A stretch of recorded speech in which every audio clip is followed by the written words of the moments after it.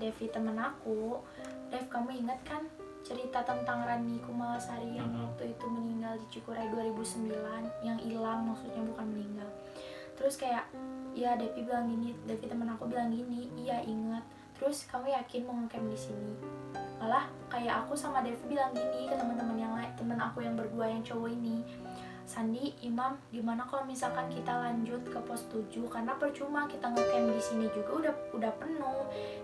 Di samping ada warung, di sebelah ada tenda lain, jadi kayak tenda sama warung pedagang di sana itu kayak ngegabung gitu. Ya, jadi yang menuhin itu bukan cuma tenda tapi di sana juga ada warung. Nah di sana kan kita kayak mikir lagi, gimana. Sandi juga nanya ke teman aku yang cowok satu lagi namanya Imam, kata Sandi gimana Mam, lanjut apa enggak? Malah Imamnya bilang yaudah kita ngecamp di sini aja. Tapi aku sama Depi emang pengen ngelanjutin buat ke atas. Ya udah kita nungguin temen, kali aja ada yang mau ke atas. Nah ternyata kita dapat temen cowok bertiga kan. Ya udah awalnya kita nanya, mau lanjut ke pos 7 berapa atau orang itu kan lagi? Bertiga. Mau lanjut ke pos 7 atau mau ngecamp di sini. Terus mereka sempat bilang kayak gini, kayaknya kita di sini aja deh katanya. Terus kayak aku sama teman aku Devi kan kayak keras gitu kan. Ya, lanjut. Padahal aku kan nggak kenal, cuman ya udah aku rayu-rayu si AA itu. Ya udah kita ke atas aja yuk. Jadi biar nggak capek, biar nggak terlalu jauh buat summit, aku bilang gitu kan. Terus alhamdulillah AA-nya mau. Ya udah kita bertujuh, ganjil kan. Kita bertujuh dari pos 6 ke pos 7 itu bertujuh. Oh jadi si cowok itu jadi ikut? Iya jadi ikut yang bertiga. Tim kita berempat, yang cowok itu bertiga, jadi kita bertujuh kayak ganjil kan. Terus aku dalam hati ngomong, ya Allah ini ganjil, terus gimana ya, lah aku bilang gitu kan. Ya udah kita lanjut, itu bener-bener kayak, padahal kata orang juga kalau naik Cikuray via Pemancar dari pos 6 ke pos 7 itu nggak terlalu jauh, tapi yang kita rasain bener-bener kayak jauh kayak muter-muter gitu jalannya. Nggak tahu emang karena kita udah kecapean, terus kayak udah jam tengah malam juga kan, ya, udah hampir malam gitu kan. Ya udah kita kok nggak nyampe ya, kayak kita banyak ngeluh. Padahal kan aku sama teman aku yang pengen ke atas, tapi karena kita banyak ngeluh, ya udah yang bertiga tadi, ya udah kita istirahat aja, jangan terlalu dipaksa, pasti nanti kita bakal nyampe puncak. Ya udah di sana kita kayak ya udah pelan-pelan tapi pasti gitu. Akhirnya kita nyampe puncak jam 11 malam.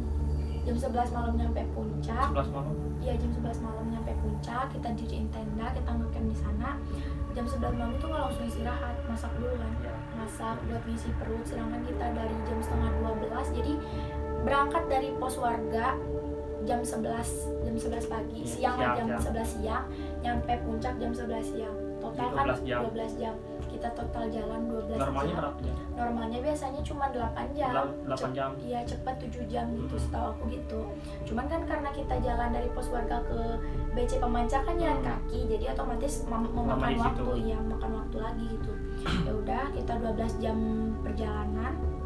Terus habis diriin tenda kita makan, habis makan, ya udah kan kita tidur.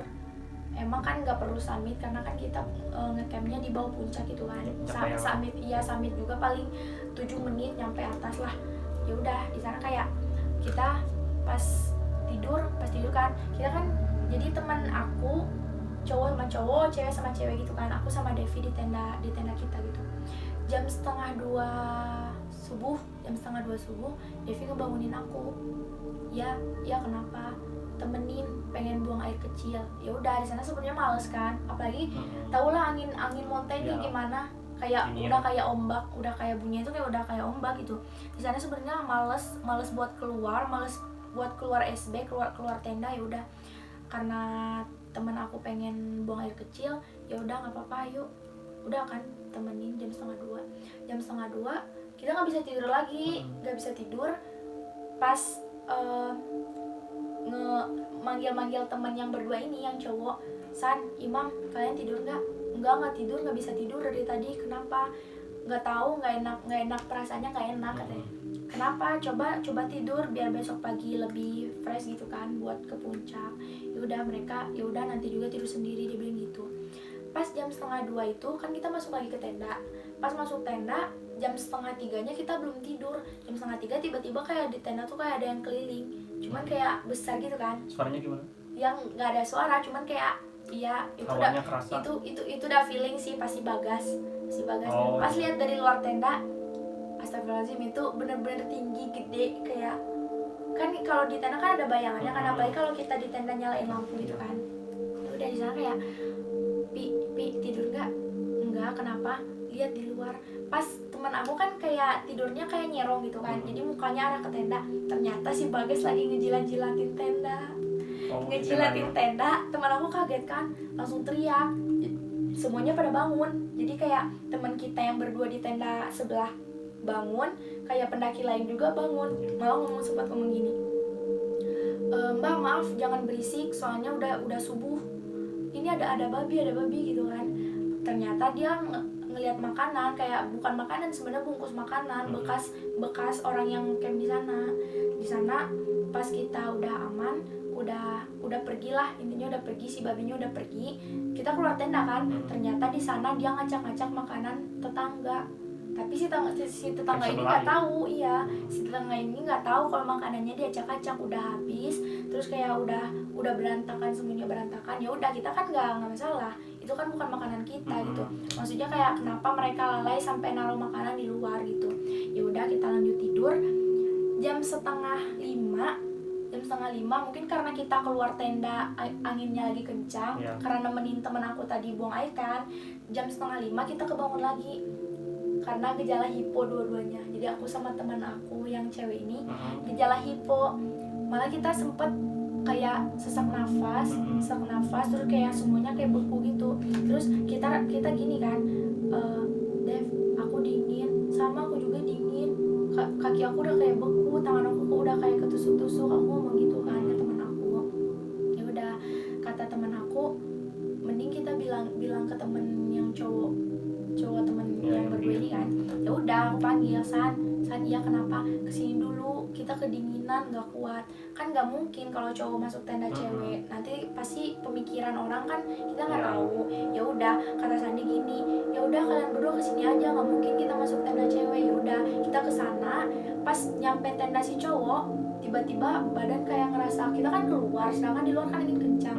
Pas nyampe tenda cowok, kita kayak ngerasa kayak bener-bener beku dua-duanya.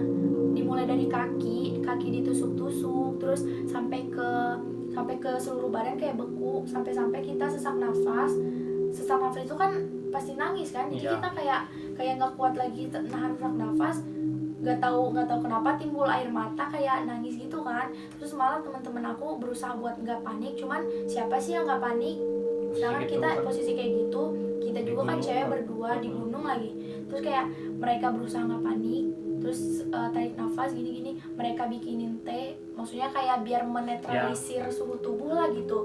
Untung teman aku si Imam bawa aluminium blanket buat kita berdua gitu. Kita berdua disuruh pelukan karena kan yang gejala hiponya kita berdua, nggak mungkin kan kita dipeluk sama cowok. Ya udah, di sana aku sama Devi teman aku yang gejala hipo pelukan berdua.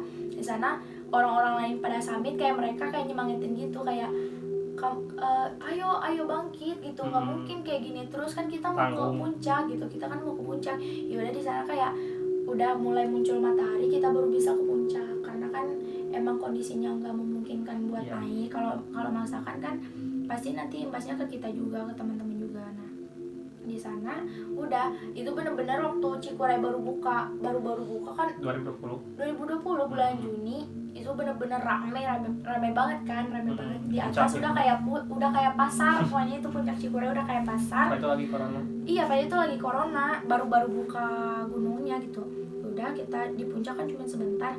Nah, pas singkat cerita kita turun kan, pas kita turun itu mau turun kita beres-beres tenda. Jadi ada cerita lucu juga di pendakian ini gitu. Jadi pas kita beres-beres tenda, tiba-tiba ada satu orang cowok kayak gaya-gayaan gitulah dari puncak turunnya lari-lari bawa carrier lari-lari. Kita kayak bengong gitu kan, lihat dia lari-lari ke bawah, ngapain sih gaya-gayaan banget gitu kan.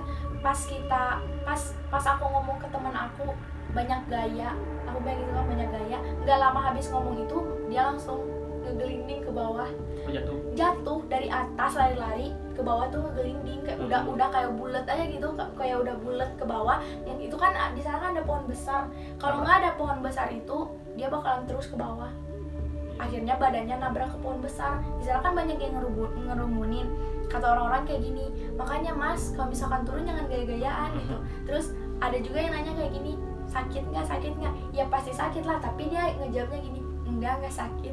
Padahal mungkin malu banget tuh.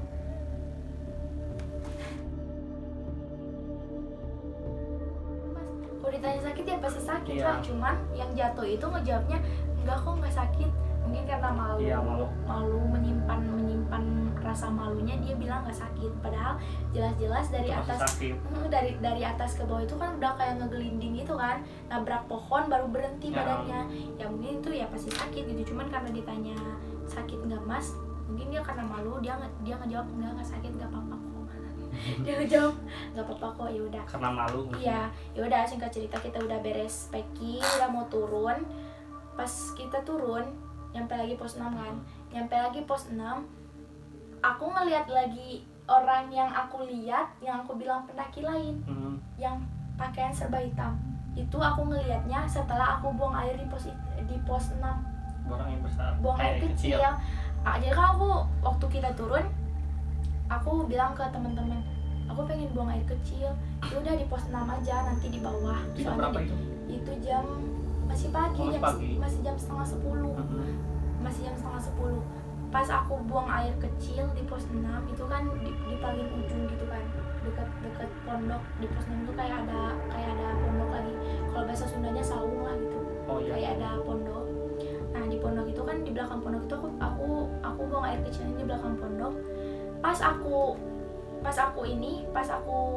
udah beres, otomatis aku ngeliat ke bawah kan, sedangkan di bawah itu kan jurang.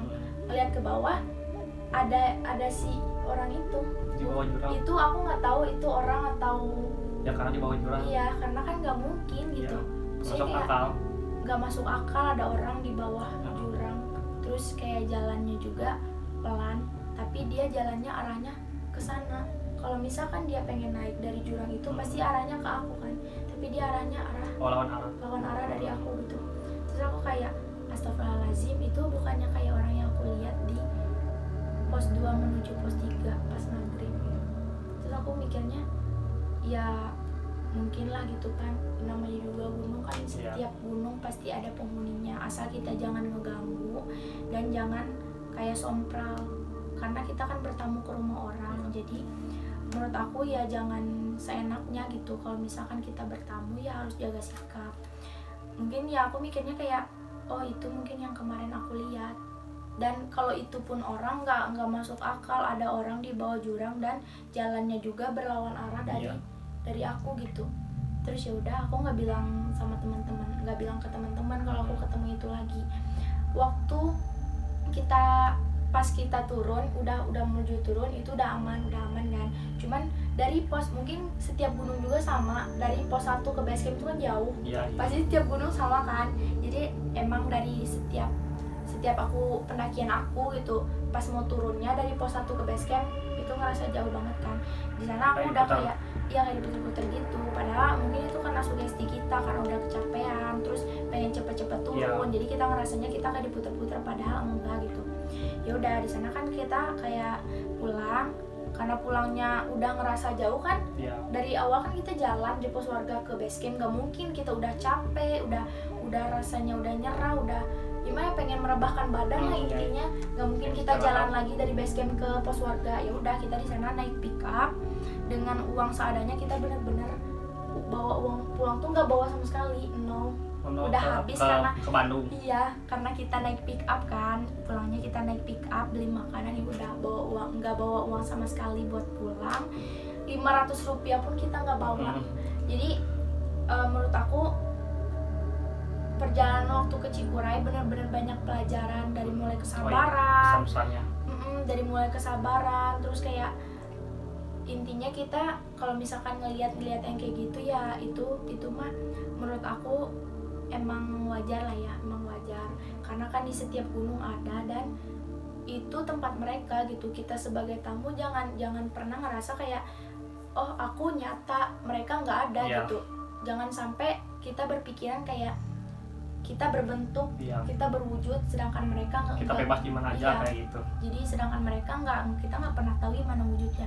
Jangan gitu, karena mereka punya kehidupan, kita punya kehidupan. Kalau misalkan kita ngeganggu kehidupan mereka, jangan salahin juga mereka kalau misalkan mereka ngeganggu kehidupan kita gitu.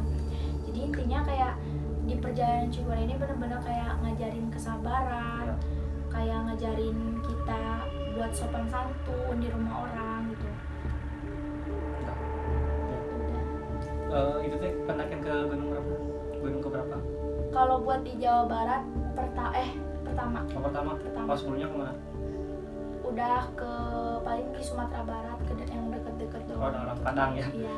Orang Padang kan orang. Nanti IG-nya ditulis di deskripsi. Jadi waktu kalau buat di Jawa Barat Cikuray pendakian pertama. Ya. Terima kasih teman-teman. Ya, assalamualaikum warahmatullahi wabarakatuh.